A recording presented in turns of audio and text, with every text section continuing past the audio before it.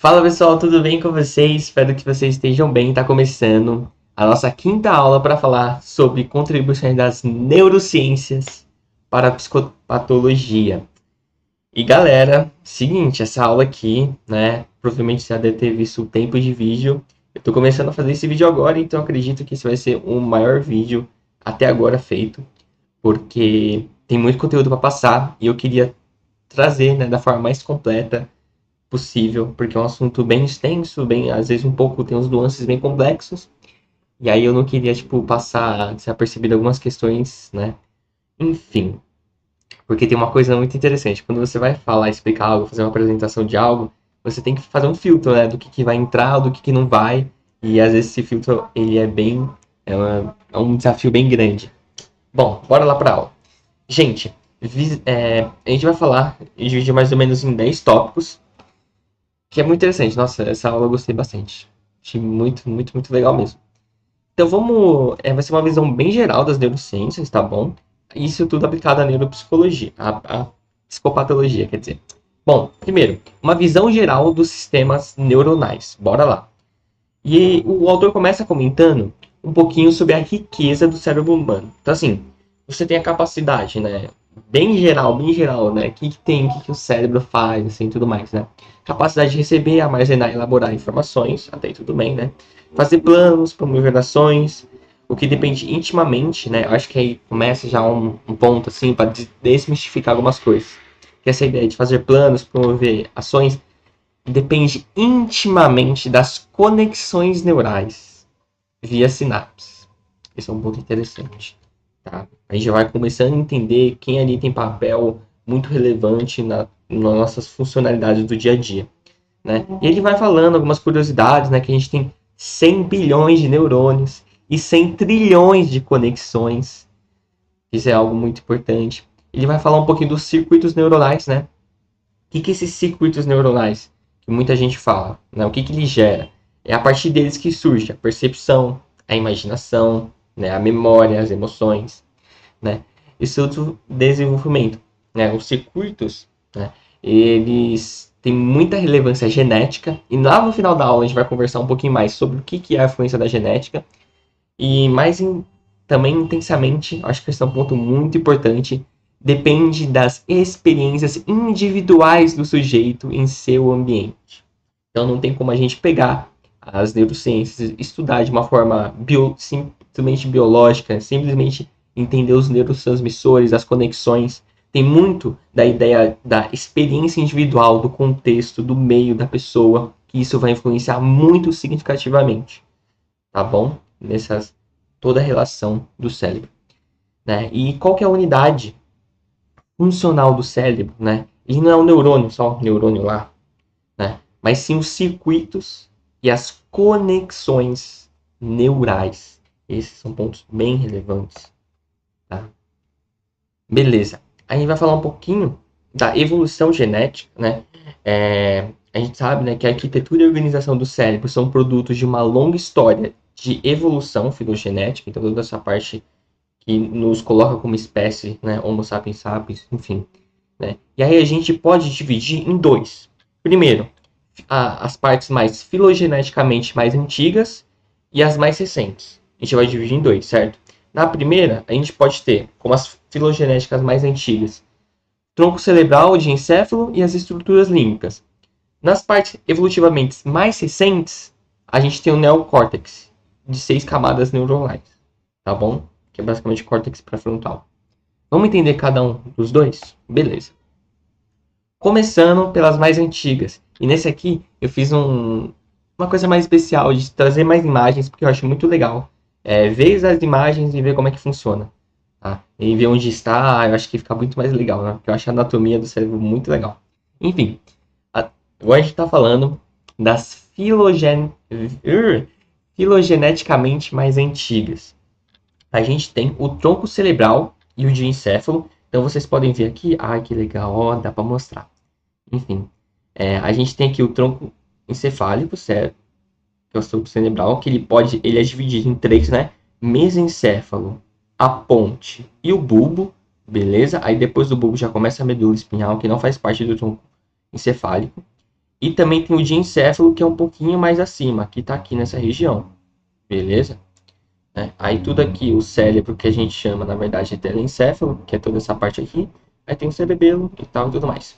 Bom, mas vamos focar no que a gente está falando, que é o diencéfalo e o tronco encefálico. Eles são responsáveis por quê? Por funções vitais, né? Como respiração, batimento cardíaco, temperatura corporal e ciclo sono e vigília. Essas partes filogeneticamente mais antigas é responsável por essas questões vitais. Também tem outra parte, né, que é o tronco encefálico. Ah, não. Eu dei um. Na verdade, não.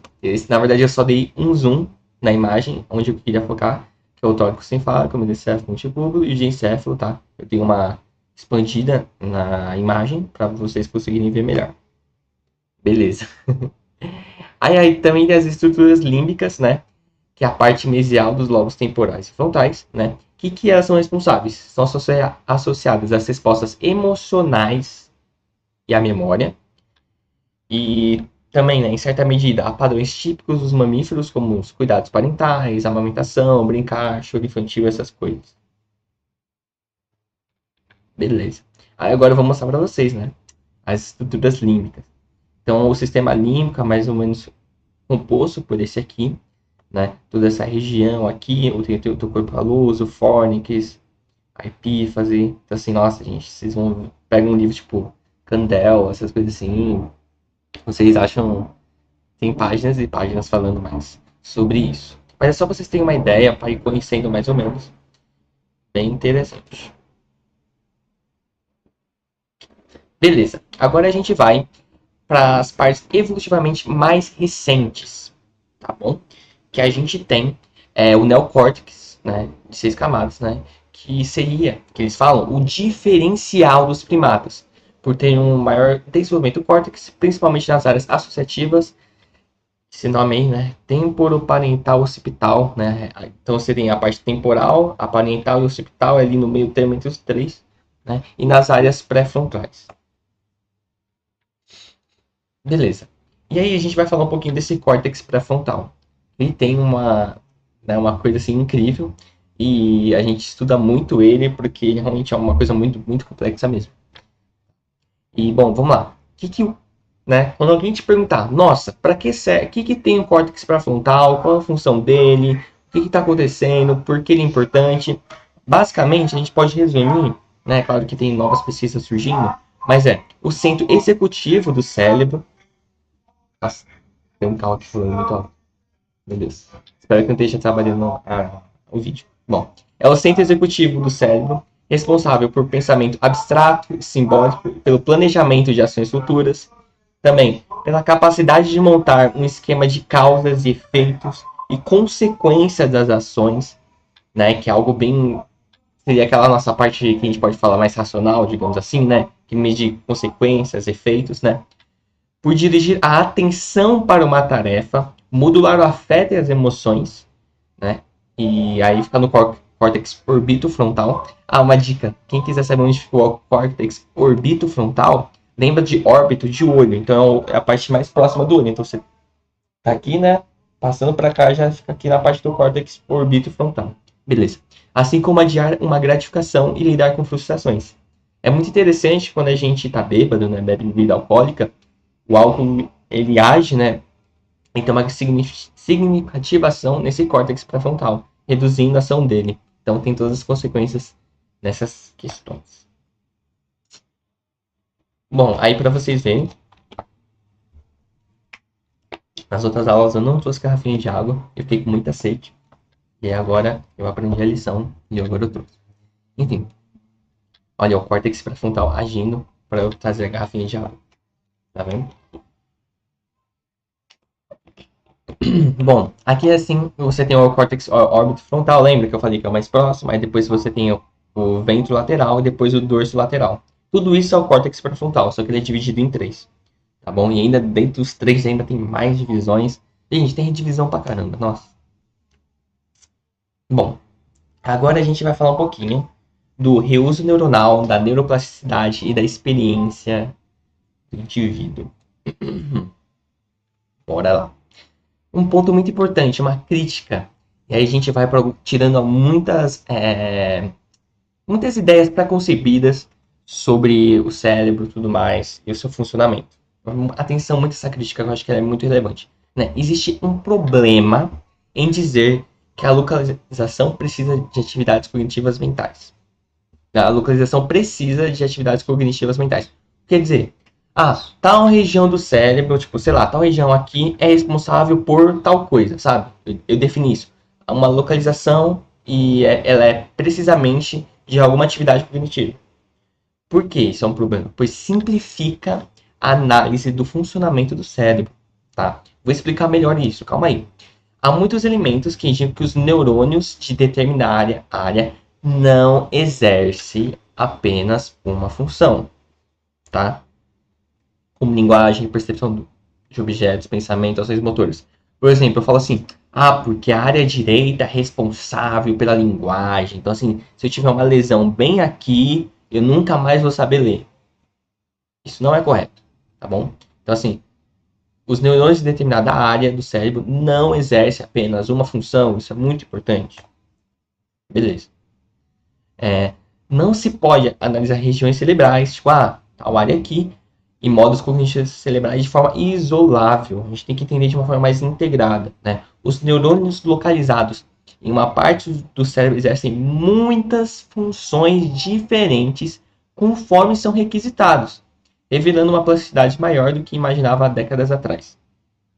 Eu lembro até, tipo, que eu tô muito envolvido em pesquisa, em projetos de neuropsicologia, né? E aí tem uma parte que a gente fala um pouco de neuropsicologia de leitura, e a gente fala assim, mano, que a gente lê é algo incrível, tipo, é quase um milagre, sabe? Porque a gente não tem uma área do cérebro responsável pela leitura. Então a gente usa várias áreas do cérebro integrada pra gente conseguir ler o que tá escrito aqui. Tipo assim, é algo incrível, tipo, como a gente consegue ler, pegar um código, codificar ele e tal. É incrível. Beleza. Agora a gente vai falar um pouquinho sobre o reuso neuronal, que é bem legal. Neurônios são utilizados e reutilizados para múltiplas e distintas funções, tá? Cognitivas, mentais e comportamentais. E essa utilização e reutilização, isso muda de acordo com o desafio ambiental. Então, de acordo com a experiência, de acordo com o nosso contexto, ele vai ter distintas funções. Então, por exemplo, a área da ínsula anterior esquerda está envolvida em funções tão distintas como linguagem, memória de trabalho, atenção, raciocínio, audição e emoção. Assim, gente, memória de trabalho é algo totalmente diferente de atenção, que é totalmente diferente de audição, que é totalmente diferente de emoção. Tipo assim, são tipo caminhos, sabe, tem todo um sistema totalmente diferente e o neurônio consegue se moldar, sabe, essa questão. Muito legal, né? E ele evidencia, né, que assim, essa ideia de ter um lugar específico para tal coisa, ele enfatiza isso, mano, não tá mais falando sobre isso, sabe?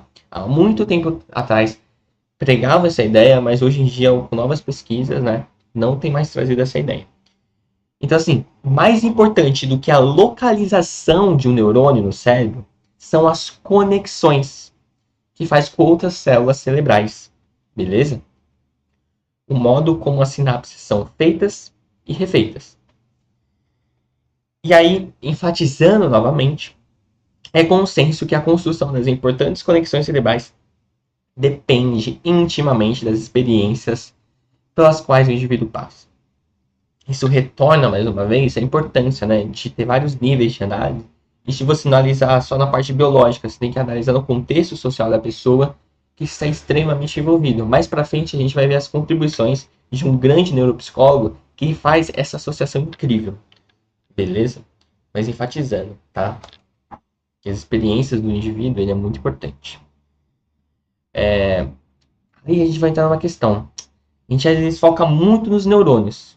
O neurônio, sei lá o que, neurônio. Mas será que o neurônio é tão importante assim? Aí nisso eu apresento as células da glia, tá? Que são os astrócitos, oligodendrócitos, as células de Schwann, não sei se fala assim.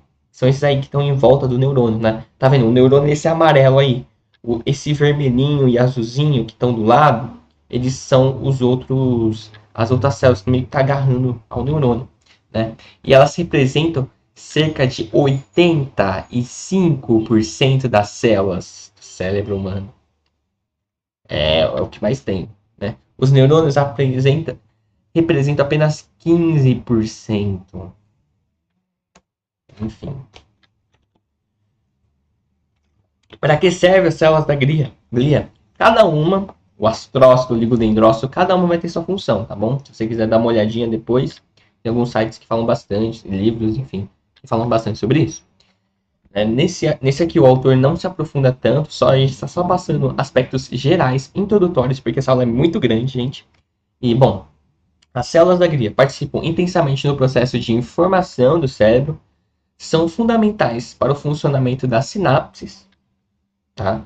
Controlam a comunicação sináptica, tem receptores para os mesmos neurotransmissores dos neurônios, tá? Enfim, aí tem toda a sua influência, né, na transmissão sináptica, mesmo longe da região onde estão localizadas. Isso é, né, muito doido. Eles influenciam, mesmo não estando em uma determinada região, eles influenciam essa região, né? A glia, olha só, entrando na psicopatologia agora, está implicada tanto em processos neurofisiológicos complexos, na aprendizagem e nas alterações patológicas, tá? Como os transtornos, né? Então, esquizofrenia, depressão, toque e também nos neurológicos. Então, assim, a glia pode se influenciar bastante nesses transtornos que a gente estuda. Por isso que é importante citar elas. Beleza? Vamos lá, então. Ponto número 3. Bora lá. Desenvolvimento do cérebro no ciclo vital. O que quer dizer isso, galera? Bora lá. Em relação ao desenvolvimento autogenético, pode-se afirmar que o cérebro, né, ele nasce prematuro, tá? Então, é muito interessante que nosso desenvolvimento, ele também acontece após a gente nascer, então a gente não nasce perfeitamente, né? Todo mundo sabe que tá aí tudo bem, nada de novo. E olha só que interessante. A migração dos neurônios no período fetal do tubo neuronal para o destino final, né, que seria o córtex, ocorre sob controle genético direto, tá? Só pra você entender, gente, córtex quer dizer a camada mais externa, tá? Então, assim, tipo, sei lá, essa região mais externa, tá? Então, todo mundo fala, tipo, você tem o meio, aí você tem a parte, sei lá, pensa, você tem o ovo e você tem a casca do ovo, seria o córtex, entendeu? A parte mais externa. Beleza. Então, aí a gente já vê, né, a importância da parte genética, né? Postula-se que as anormalidades nesse processo migratório, então, você tá lá, um bebezinho, né, no período fetal do tubo neural para seu destino final, né, que seria a migração dos neurônios, né, para a parte do córtex, e postula-se que as anormalidades nesse processo migratório possam contribuir para a gênese de alguns transtornos mentais. Interessante. Então, sei lá, desde o nascimento já vai ter evidências ali que fazem, poxa, essa pessoa tem muita chance de ter algum transtorno. E a gente conseguir descobrir isso o quanto antes, melhor, né? A gente já vai ver por quê. E outro ponto também muito legal, que é a exuberância sináptica, né? Ocorre nos primeiros anos de vida, que é muito grande número de sinapses. Só para você ter ideia, no primeiro ano de vida, a criança chega a ter mais o mesmo número de neurônios, né? Eu acho que coloquei essa frase errada. Mas assim, a criança no primeiro ano de vida passa a ter mais o mesmo número de neurônios, o dobro de sinapses do que o adulto. Ah, tá. Com o mesmo número de neurônios, a criança tem o dobro de sinapses do adulto. Então, assim, o adulto e a criança, com a mesma relação de neurônios, com a mesma quantidade, começa a ter o dobro de sinapses do adulto, durando até o início da adolescência. Depois, as sinapses se reduzem e elas são podadas, né, de acordo com o uso. Nossa, me embolei aqui, gente. Mas, né? Outro ponto relevante da exuberância sináptica, né? Sinapses e circuitos ativados utilizados com frequência. Isso é um ponto muito interessante. Quando você utiliza isso com frequência, irão permanecer e serão reforçados. E os que não são usados, certo? Nos anos da adolescência e juventude, vão desaparecendo com o tempo. Isso é muito interessante. Quando você usa muito uma parte do cérebro, né, esses circuitos, eles são reforçados. Essas sinapses utilizadas são reforçadas. Então, é aquela ideia, né? Tipo, se você é muito desenvolvido em uma área, você vai acabar se desenvolvendo cada vez mais. Faz sentido, né? Embora esse processo de poda ou reforço ocorra ao longo de toda a vida, é na adolescência que ocorre de forma mais rápida. Isso faz lembrar também uma questão muito interessante, que é tipo assim, se uma criança ela já nasce ansiosa, com sintomas ansiosos muito acentuados, essa criança e ela continuar tendo um ambiente reforçador para isso, ela vai continuar sendo uma pessoa muito ansiosa. E ela vai se tornando, né, devido a essa frequência, ela começa a se tornar muito boa em ser ansiosa, porque o seu cérebro vai se moldando a isso. Esse é um ponto muito interessante, tá bom?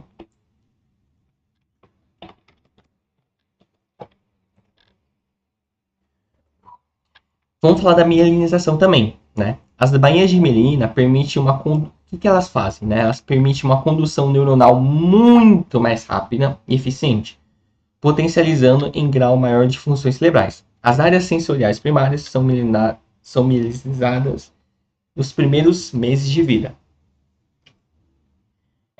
Aí, tipo, no córtex pré-frontal, né, responsável pelas funções mentais extremamente complexas, como a gente já viu, sofre um lento processo de mielinização do terceiro mês de vida até o início do período adulto. Aí chega mais ou menos na faixa de 30 anos, estabiliza, tá? E questões, por exemplo, como Alzheimer, tem exatamente o problema nessa parte da mielina, que ela começa a ficar toda zoada. Aí um exemplo aí para vocês verem da bainha de mielina, né? Que é essa parte aqui. E aí dentro dela você vê que tem um aspiral e tudo mais. Tem todo umas questões aí. Quem gostar mais de se aprofundar, vocês vão ver que tem muita coisa para falar da bainha de mielina. Bom, um ponto muito interessante também, que acontece no envelhecimento. O nosso cérebro, ele diminui de tamanho, tem um decrescimento de 5 a 10%, né? Há um declínio nas habilidades neuropsicológicas, né? Você pensa mais devagar, sua memória fica um pouco ruim, memória a longo prazo também. E também existe, né, claro, pesquisas, que eu acho que todo mundo já viu bastante falar sobre isso, que é a importância do engajamento da pessoa em atividades cognitivas e exercício físico para ajudar a reduzir esses sintomas, tá? E principalmente atividades que envolvam outras pessoas, envolvam uma sociabilização, ajuda muito. Porque nós somos seres sociais, né? Enfim, bora pro ponto número 4. Funções e áreas cerebrais. Bora lá. Bom, vamos lá, gente. Posso dividir o cérebro em duas partes, antagônicas e ao mesmo tempo complementares. Vamos lá. Você tem a porção posterior, né, e anterior, beleza? Posterior e anterior. Na posterior, a gente vai ter como lobos occipitais, parentais, temporais, e na parte anterior você vai ter os lobos frontais. Beleza? Essa é a divisão. Vamos entender o que é cada uma delas. Nessa parte, que é a posterior, a gente tem a divisão, né, dos lobos occipitais, parentais e temporais. E aí, o que elas contêm? Elas contêm três áreas, tá? Tem áreas sensoriais primárias, que é visão, tato, propriocepção, audição, olfato, gustação. As secundárias adjacentes e funcionalmente relacionadas às primárias. E as áreas terciárias de associação, que seria a grande parte associativa da encruzilhada, né, temporoparental occipital, né? Occipital, parental, temporal. Tá ali no meio dos três ali uma parte assim associativa que se intercruza as três. Beleza. Aí é uma divisão aí para vocês entenderem, né? Tem um lobo frontal, em cima é parental, atrás aqui é o occipital e do lado aqui é o temporal. Beleza. Qual que é a função? Tá? Bem geral mesmo. Relaciona-se intimamente à recepção, identificação e ordenação do ambiente. É a área, mais ou menos, que recebe o mundo, sabe? Recebe as informações do mundo. Por exemplo, quando você toca em algo, quando você identifica, ordena algo, você está recebendo informações, né? Também atividades motoras, né? Tarefas ativas do indivíduo no meio. Beleza.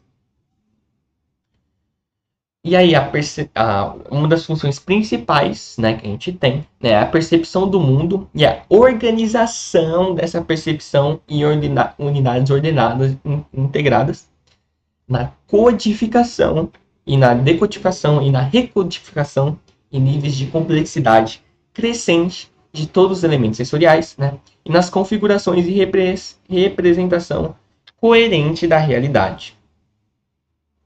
E aí já percebe que alguns transtornos mexem exatamente com isso, então a gente já pode perceber em alguns lobos que se envolvem mais com isso. Beleza, agora vamos pro outro, né? A gente já saiu do parental hospital e o outro lá, e agora a gente vai para lobos frontais, tá? Que é outra parte, a parte anterior. O que é a função? Ele é responsável pelo agir sobre o mundo, tá? Enquanto um recebe, o outro vai agir, certo? Então, as áreas anteriores do órgão, principalmente os córtex pré-frontal e frontal e os núcleos da base, né, também participam da identificação de problemas a serem solucionados. Beleza. E a função, né? Para que serve o lobo frontal, as partes frontais, né? A criação e planejamento de estratégia de ação, a colocação de práticas de tais estratégicas, a monitoração dos efeitos de ação sobre o meio, né? A adequação contínua dessa ação perante as condições ambientes do meio, né? Me lembra muito psicologia organizacional isso aí. Parece coisas de organização, empresa, sei lá. Enfim. Bom, em resumo, agora um resuminho para vocês. O que faz cada lobo, né? Frontal, responsável pelo planejamento, ação de futuro. Parental, sensação estática, imagem corporal. Occipital é a visão, reconhecimento visual do ambiente. E temporal, pela audição e pelos principais aspectos da linguagem. A memória, aprendizado e emoção.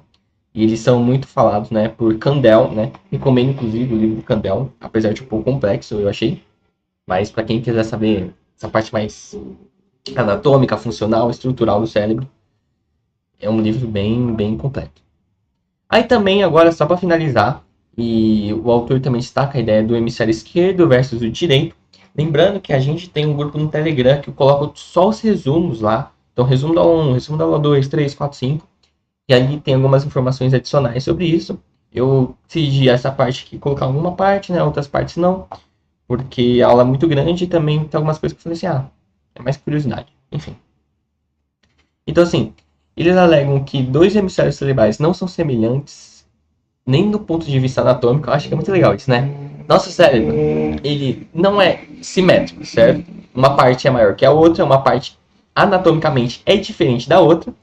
Eles também, funcionalmente, são diferentes. Então, esse é um ponto muito interessante, né? O esquerdo não é igual ao direito, eles têm funções diferentes e também não e são anatomicamente diferentes, tá? E aí uma diferença, né? Enquanto o esquerdo é mais verbal, linguístico, semântico, sintático, né? Usa mais a lógica da língua. O outro é mais visoespacial, é mais cuida mais da música, da fala, da entonação, né? Das oscilações de voz, né? A parte mais musical. Chegamos à metade da aula. Meu Deus, e meia hora de aula na metade.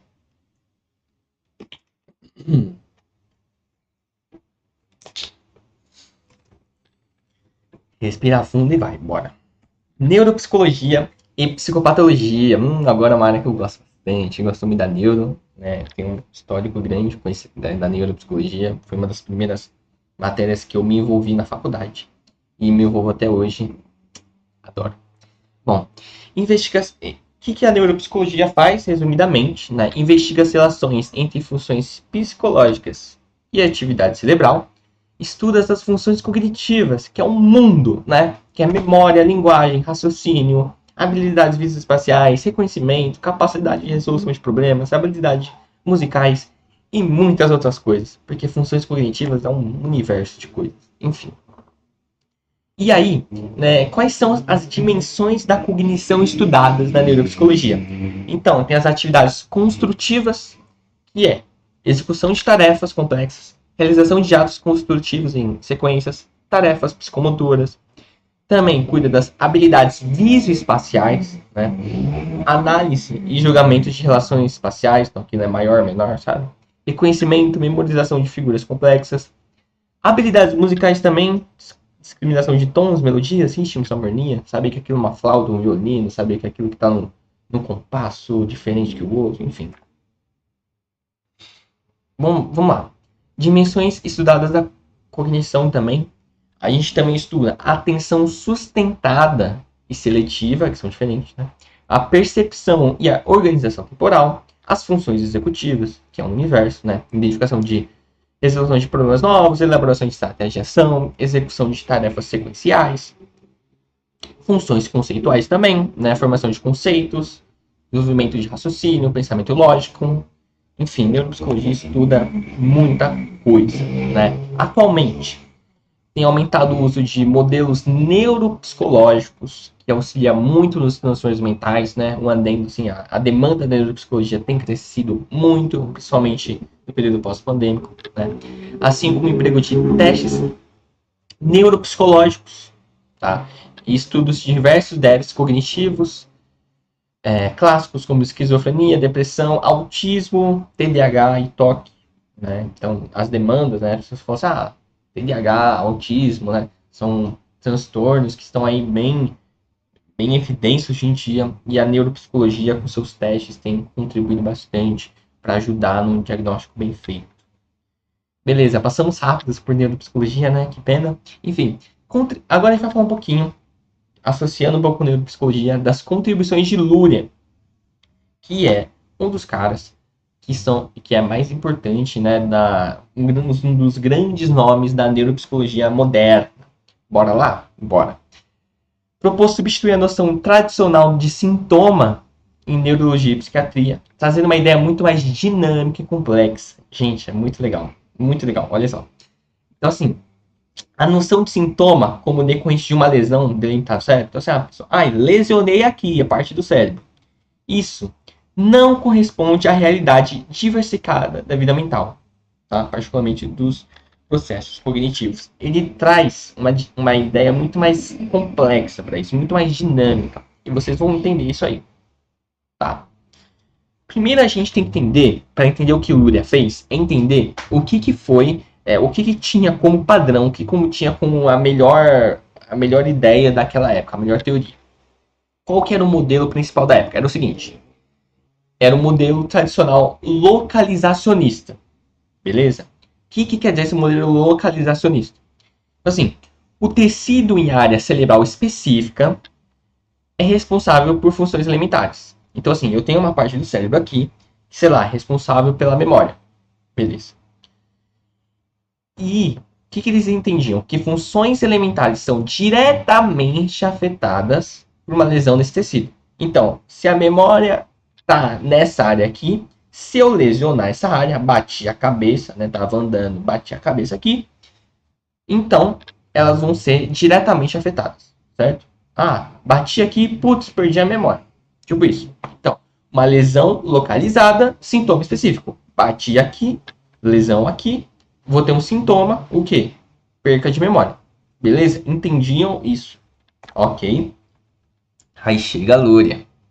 E ele fala assim, em 1981, fala do sistema funcional complexo, que vai dividir em 3 pontos. Primeiro, os processos mentais complexos, como linguagem, pensamento e memória, não estão prontos no adulto, não são fenômenos fixos, tá? Derivados de mecanismos de uma área cerebral que é em ação, independente do desenvolvimento do indivíduo. Eles são, de fato, processos mentais construídos durante a ontogênese por meio de uma experiência social. E aí, ele traz de novo aquela ideia da importância da experiência social, a importância do meio sociocultural do sujeito, né? Aí ele enfatiza, né? Pela interação intensa e contínua da criança com seus pais e seu meio social. Essa interação que permite o indivíduo adquirir todas as suas funções cognitivas: memória, linguagem, pensamento e conhecimento.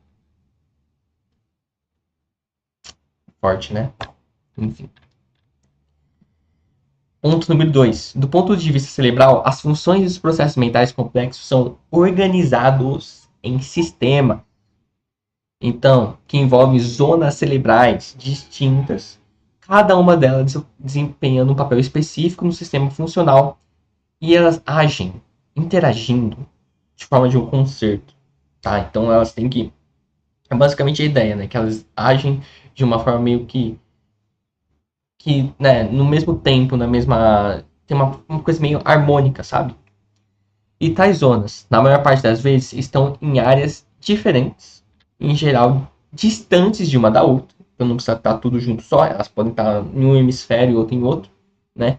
Embora as distantes agem de forma coordenada. Lembra que eu falei da parte mais harmônica? Então, para produzir uma função mental complexa. Então tem uma comunicação, e essa comunicação ela é muito bem feita, tá bom?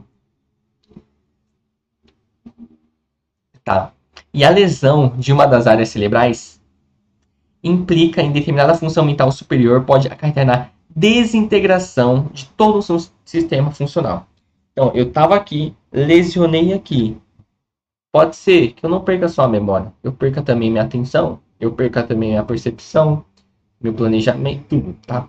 Portanto, a perda de uma função particular pode informar pouco sobre a localização. Então, assim, eu machucar essa área aqui, ela pode alterar várias coisas, tá? Porque ela pode desintegrar todo um sistema funcional. E como é que eu vou saber qual área que é responsável, sendo que quando eu afeto uma coisa, afeta as outras também? Entendeu? Então, assim, muito mais relevante que uma área cerebral circunscrita, que fala que, e aqui é responsável por tal coisa, é mais interessante entender isso como um sistema funcional complexo, uma ideia de redes neurais amplas e dinâmicas. E aí, tem essa divisão em três, né? Os três grandes sistemas funcionais do cérebro humano, eles dividem esses três. Bora entender um pouquinho mais? Bora. O sistema do tônus do córtex, né? Formado por aferências da periferia e tal, e é responsável pela ativação geral do sistema nervoso. Então pega questões mais como consciência, a vigilância, a atenção do sujeito, né? Aí tem a segunda parte, que é o sistema de recepção, elaboração e conservação das informações, né? E o que ele é responsável? Aí vocês podem dar uma lida, assim, para ter uma ideia mais específica, né? Mas é pela recepção, decodificação, interpretação de informações provenientes do ambiente, tá? E aí você tem essa parte, né, que será mais ou menos o córtex, né, pré-frontal, que seria o sistema de programação e a regulação de controle da atividade. Esse sistema é responsável pela ação do indivíduo sobre o meio ambiente, tá? Então, assim, como a gente monta estratégias de ação, coloca elas em funcionamento, monitora a eficácia de tais ações. Então, é algo bem complexo, tá? Você pensar estrategicamente, colocar coisas em prática. Algo que você for parar para pensar cognitivamente é bem complexo. Outro ponto também que eu acho que fantástico, contribuição de Luria, é na linguagem. Que ela fala assim, que a linguagem é um dos elementos organizadores mais importantes da atividade cerebral. Né? A partir dela, que todas as outras funções cognitivas superiores se organizam. Putz, né? Caramba. Né? É um fenômeno cerebral e sociocultural, resgatando novamente a ideia da parte social, que é produzido e modificado historicamente. Luria tem bastante influência de Vygotsky, tá? E ele traz à tona toda essa questão sociocultural para a linguagem. Beleza.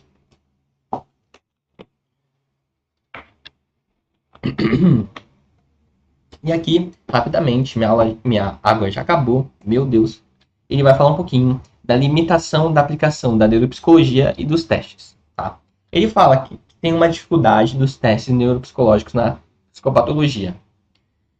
Apesar das grandes contribuições, a gente precisa saber que o modelo neuropsicológico também apresenta claras limitações, certo? Até aí tudo bem, né?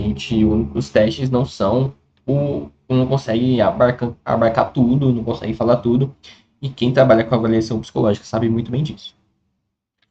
Então, assim, o autor coloca, né, que os testes neuropsicológicos não medem funções absolutamente específicas, né? O desempenho pobre de um teste, então a pessoa foi muito mal no teste de QI, não indica necessariamente que ela tem um déficit neuropsicológico específico em tal região específica, tá? Então ele fala, por exemplo, um mau desempenho no teste visoespacial, sei lá, o teste de Bender, pode decorrer de uma déficit visual, déficit de integração de informações visuais, apraxia, agnosia, percebeu? Ele a pessoa ir mal nesse teste não indica necessariamente que ela tem um problema visual, déficit visual, pode ser de integração, pode ser apraxia, pode ser agnosia, entendeu? Pode ser outras coisas. De modo geral, deve-se constatar que há uma grande sobreposição de várias funções neurocognitivas complexas. Até aí tudo bem, né? Algo muito importante a gente tem que ter em mente. Outro ponto, o desempenho anormal de um teste neuropsicológico não significa necessariamente uma disfunção cerebral na região específica. Tá? Então, assim, quanto mais complexa uma tarefa, mais fatores, mais áreas, mais sistemas neuronais ele utiliza. Basicamente, é isso que o autor fala. Bom, vamos pro tópico 8, que é a plasticidade. E meu olho já tá cansado. E a plasticidade neuronal, o cérebro transforma positivamente e negativamente a experiência. Ponto muito interessante a plasticidade, gente.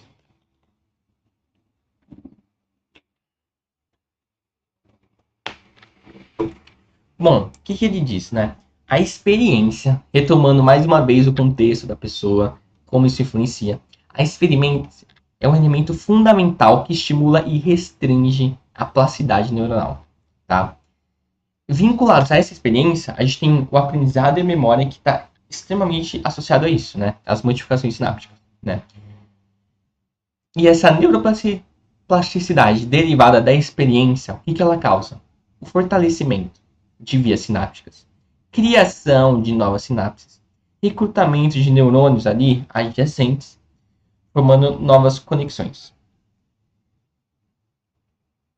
E agora, uma questão que muita gente questiona, muita gente pergunta, né? Tá falando muito sobre isso. E a pergunta que é: o que é neuroplasticidade? Tá?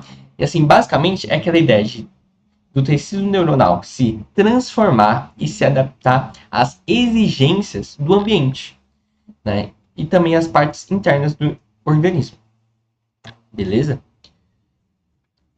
E o que a gente tem como questões? Por exemplo, modificações neuronais, um exemplo que lhe dá modificações neuronais verificadas no cérebro de músicos profissionais, por exemplo, cujas representações neuronais das suas polpas digitais no córtex tornaram-se, após longos anos de aprendizado com o instrumento, muito mais extensas. Então, assim, você tem um músico que toca 10 anos, né, percebeu que as partes, né, cerebrais, as conexões, muito mais extensas, muito mais desenvolvidas, muito mais complexas, em comparação com pessoas sem tanta experiência.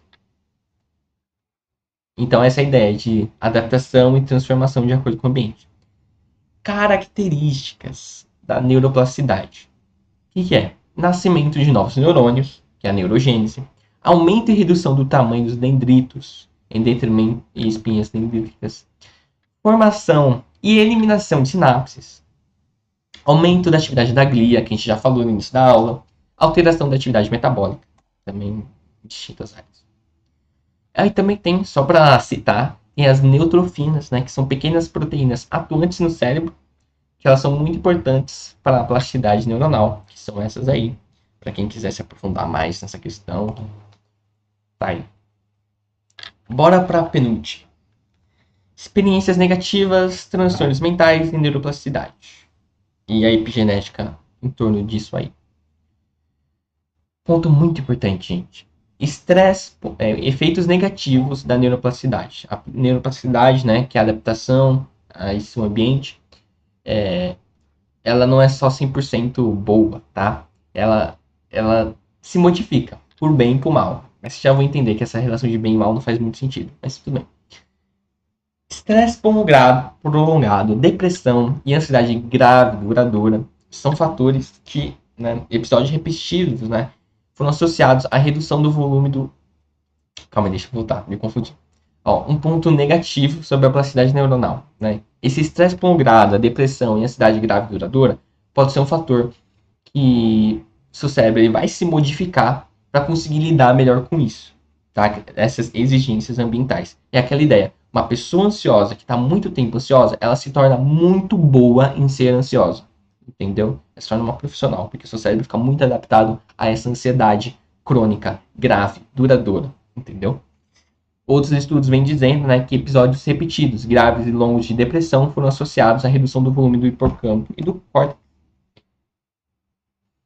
Né? E assim, postula-se que uma neuroplasticidade mal adaptativa relaciona-se a essas condições, como esquizofrenia, depressão, transtorno de estresse pós-traumático, autismo, enfim, outras questões, segundo esses autores. Outros exemplos, né? A separação precoce da mãe, maus tratos, negligência, que são tóxicos para o cérebro, né? Durante os primeiros anos de vida, possam, por meio de uma neuroplasticidade mal adaptativa, gerar padrões neuronais disfuncionais relacionados a maior vulnerabilidade de sanções mentais. Esse é um ponto bem tenso, né? E aí, eu acho que é bem interessante isso aqui, né? Então, assim, quando você tem a liberação de adrenalina e glicocorticoides, um exemplo disso é o de glicocorticoide, a cortisol, após o estresse, então você estava lá, teve um evento muito estressor, sei lá, você foi assaltado. E aí teve essa liberação de adrenalina e glicocorticoides, isso pode causar um dano neuronal. Somente no córtex pré-frontal, né? E no hipocampo. E aí isso vai influenciar na plasticidade neuronal. Isso fica aqui nessa plasticidade neuronal mal adaptativa. Outro ponto também, os efeitos genéticos, né? Você tem um encurtamento dos telômeros dos cromossomos decorrente a esse estresse tóxico. Isso é um sinal, né, do envelhecimento genético celular, tem sido demonstrado em muitas condições psicopatológicas. Isso é muito interessante, né, essa integração com a genética.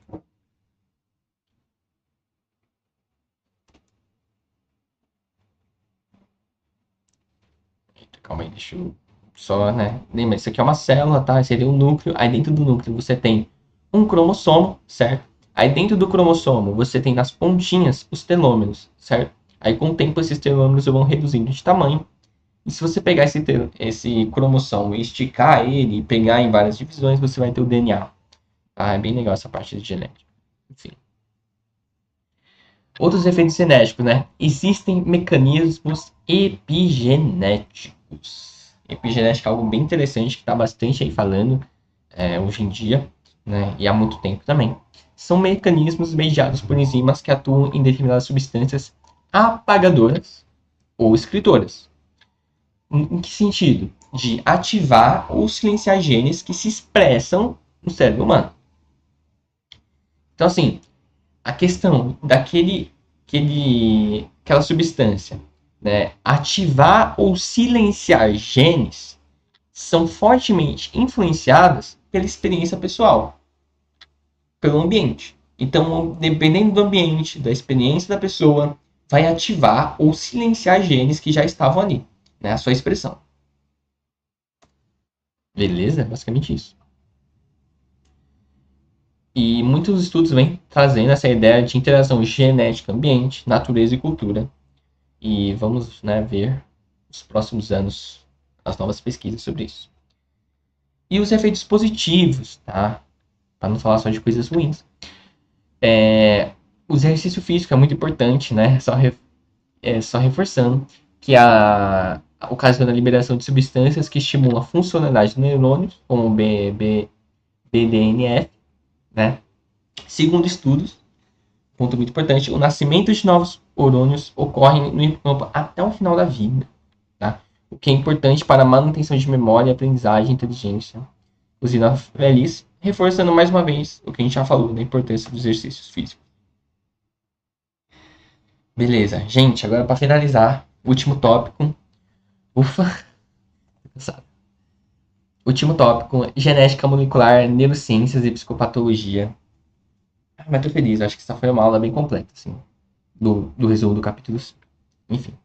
O cérebro humano do adulto representa apenas 2% do peso corporal. E olha só que, mano, isso é muito doido. Isso é muito doido. Cerca de metade do genoma humano é dedicado à sua produção, tá? No cérebro. Pô, mano, O cérebro tem 2% do peso, mas 50% do genoma é aqui no cérebro. Caramba! E olha só que legal, atualmente, né, tem muitas pesquisas falando sobre esse mapa genético do cérebro humano, tentando identificar, né, mapear o cérebro humano e como os genes se expressam. E estou animado para as novas pesquisas que estão surgindo aí na parte da genética, né? Então, a atividade gênica, que seria a expressão dos genes do cérebro humano, é relativamente homogênea, olha que doido isso, em relação às diferentes áreas cerebrais, né?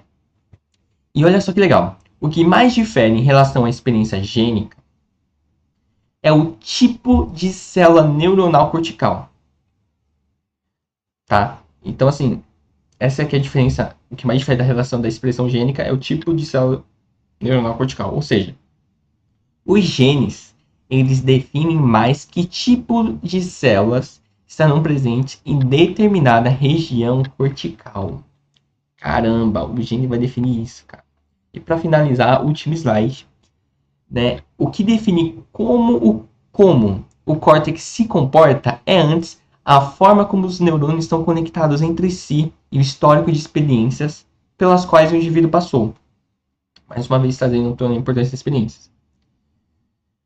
Né, o que estimula a formação de determinados circuitos cerebrais e determinadas sinapses. Entretanto, né, novas pesquisas estão trazendo aí, né, o trabalho de identificar a atividade gênica no cérebro está apenas iniciando. A gente sabe que é responsável por escolher qual tipo de célula, mas ainda não tem muito claro sobre isso. E aí, para finalizar, né, uma coisa meio esperançosa, nos próximos anos e décadas, possivelmente você saberá muito mais nessa estratégia área de pesquisa. É bem legal, né? Para quem curte essa área de genética, tem muita coisa vindo aí boa pra gente descobrir um pouquinho mais sobre esse cérebro muito interessante que é. Bom, gente, ufa, maior aula que já dei, 51 minutos falando, meu Deus do céu. Bom, a gente se vê na próxima aula, a gente vai falar um pouquinho mais da parte mais filosófica da psicopatologia. E não esqueça de acessar lá o nosso grupo no Telegram para pegar o resuminho dessa aula também. E a gente se vê na próxima aula. Obrigado, gente. Beijos.